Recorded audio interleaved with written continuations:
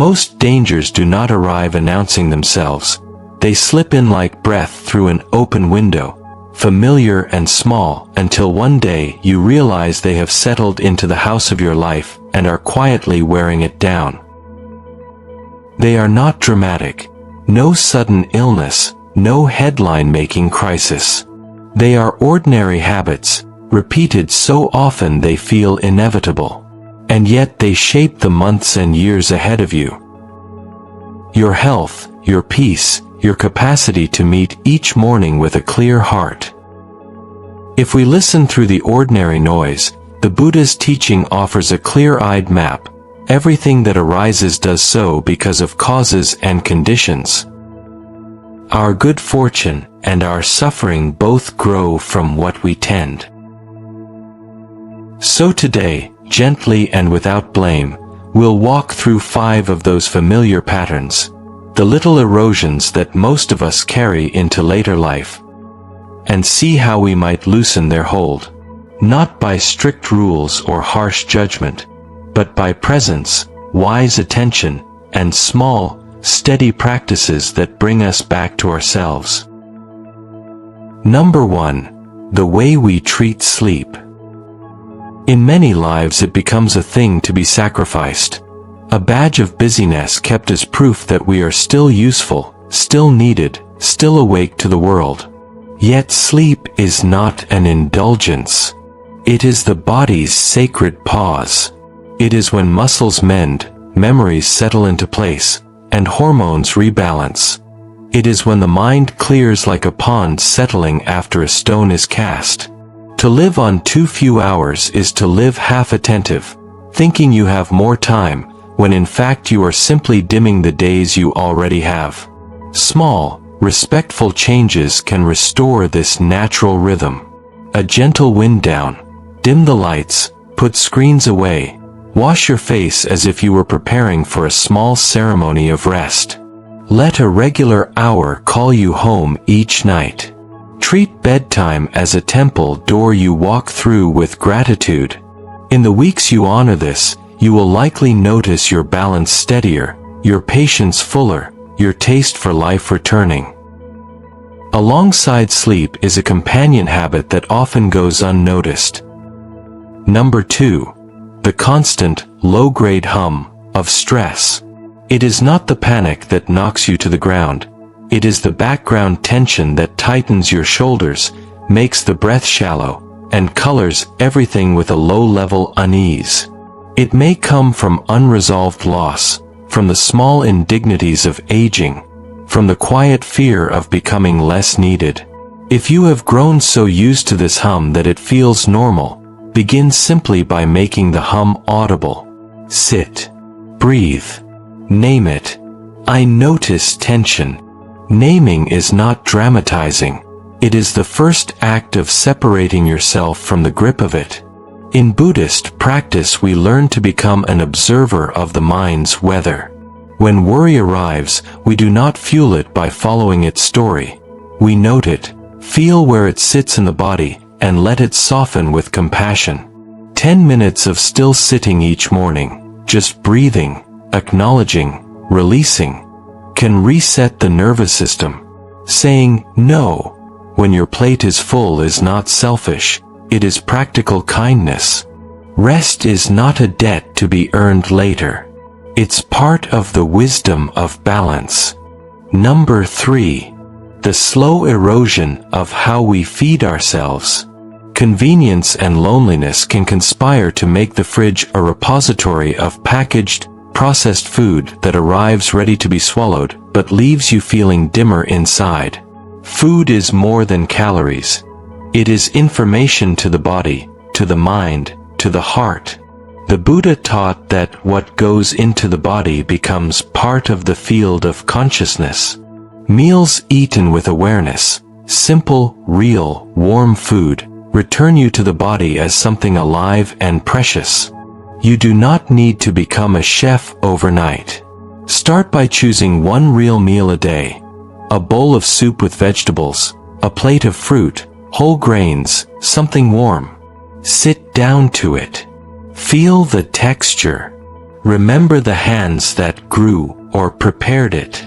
Eating like this is a small act of reverence for the life that continues within you. Number 4. Isolation. We're creatures of connection. Even the most private among us need a place where our name is remembered, where our voice will be held without immediate fixing. Loneliness is not a mere feeling to be tolerated. It is a biological state that changes the chemistry of the body, making us more vulnerable and less resilient. If your days have become small rooms with closed doors, think of opening one window. Call one person. Offer your time to someone who might otherwise be unseen.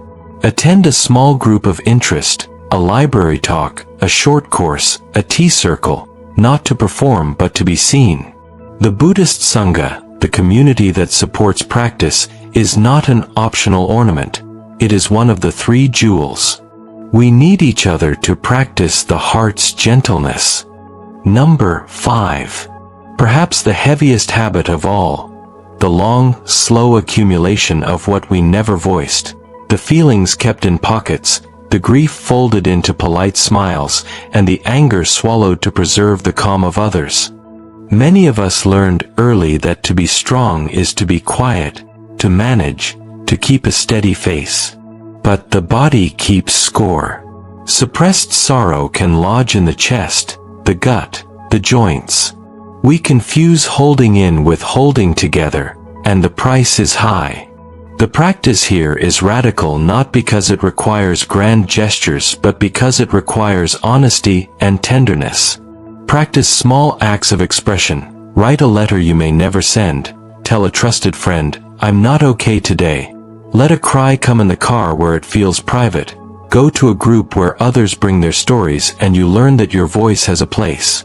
Saying what the heart carries is not a betrayal of composure.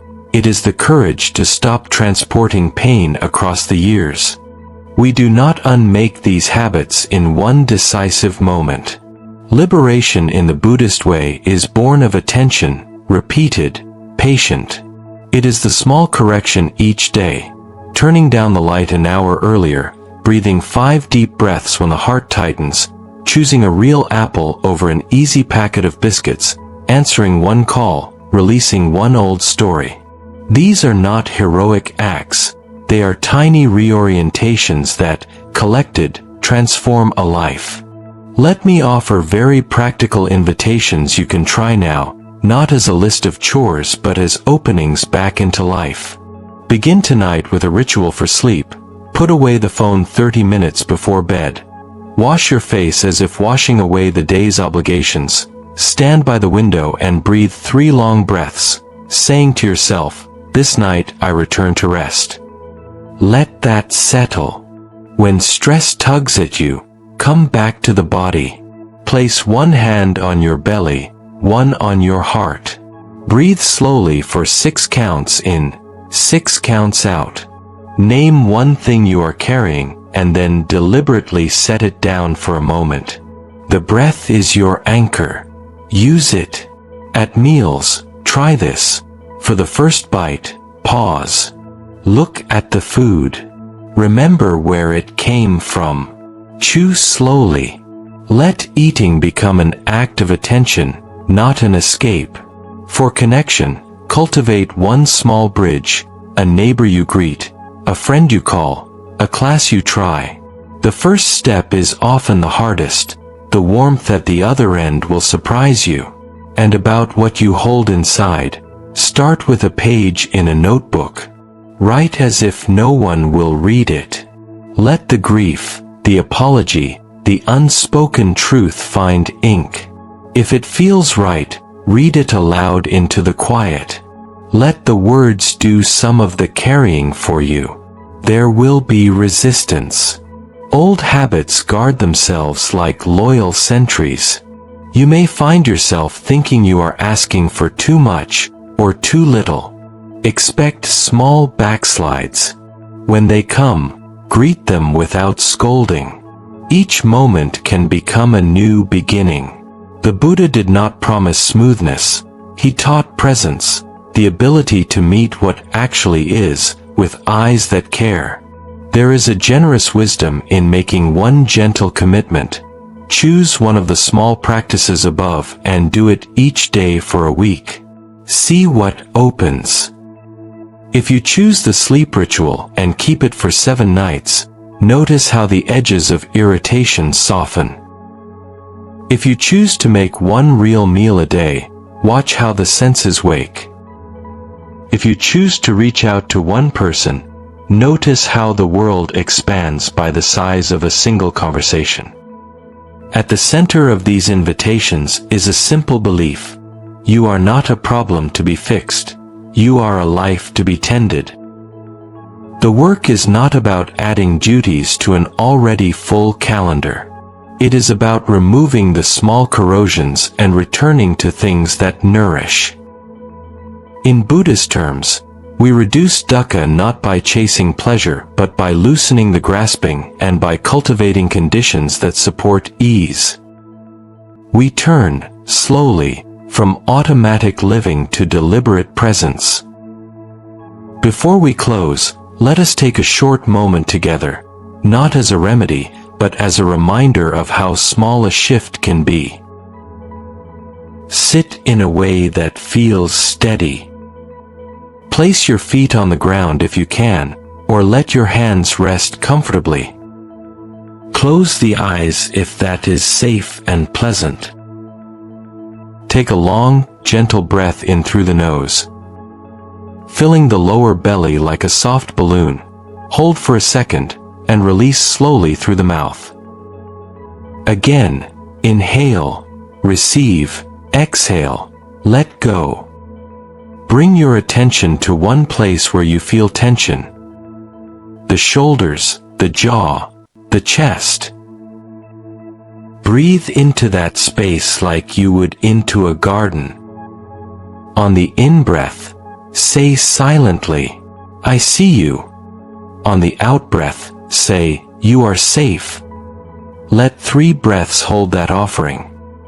Now, let your mind remember one thing from today that was not perfect and one thing that was kind. Perhaps the kind thing was tiny, a cup of warm tea or a neighbor's nod. Rest in the awareness that life carries both, and both teach.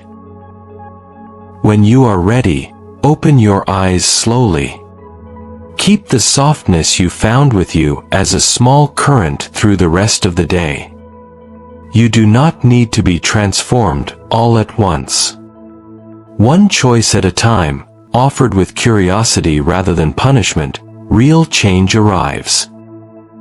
The life that remains is not a decline to be endured but a season to be tended, ripe with possibility, deeper ease, clearer attention, and small pleasures that are not small at all. May you be gentle with each beginning. May your rest come ready to rejuvenate you. May your speech find a place to be heard. And may you, day by day, learn to cherish the time you are given. Not as something to be hoarded or feared, but as a tender field in which you can finally plant what matters. When the quiet whispering of these habits become audible, listen to it like a friend. Then choose with care to breathe, return, and begin again. Subscribe to join our community where we share mindful wisdom rooted in deep ancient teachings, for peaceful nights and mindful mornings. Subscribe now.